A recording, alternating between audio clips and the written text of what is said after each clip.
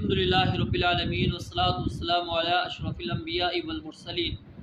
باب ثواب الاضحیۃ، قربانی کا ثواب۔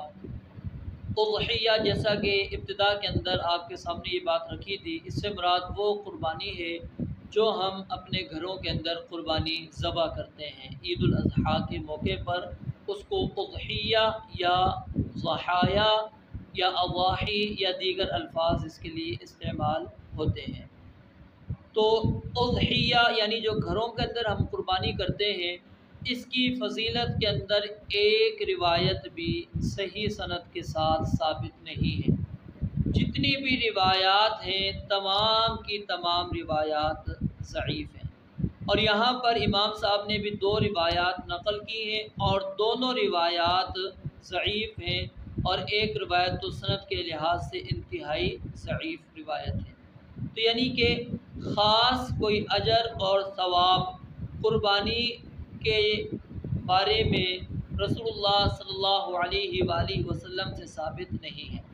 ہاں البتہ جو 10 دنوں کی آپ علیہ السلام نے فضیلت بیان فرمائی، یعنی ابتدائی جو عشرہ ہے اس کی فضیلت جو نبی علیہ السلام نے بیان کی ہے، اگر کوئی بندہ 10 ذی الحج کو یعنی عید الاضحیٰ والے دن قربانی کرتا ہے تو وہ فضیلت والے عمل کے اندر اس کا عمل شامل ہو جائے گا کہ اس نے دنیا میں سب سے بہترین اور سب سے افضل عمل کیا ہے۔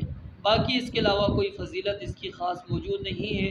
اللہ تعالیٰ انسان کی نیت کو جانتے ہیں کہ وہ قربانی کیوں کر رہا ہے، اس کے مطابق اس کو اجر و ثواب اللہ تعالیٰ نے دینا ہے، لیکن ایک مخصوص جو اجر اور ثواب جیسا کہ نبی علیہ السلام بیان کرتے ہیں کہ بندے کی معافی ہو جاتی ہے یا بندے کو اتنی نیکی ملتی ہے یا بندے کو جنت ملے گی، اس طرح کی روایات ثابت نہیں ہیں۔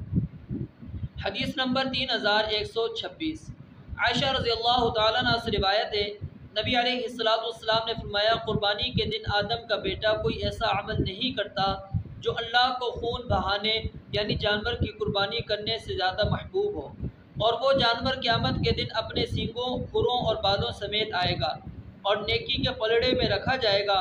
قربانی کے جانور کا خون زمین پر گرنے سے پہلے اللہ کے ہاں قبولیت کا مقام حاصل کر لیتا ہے، اس لیے خوش دلی سے قربانی کیا کرو۔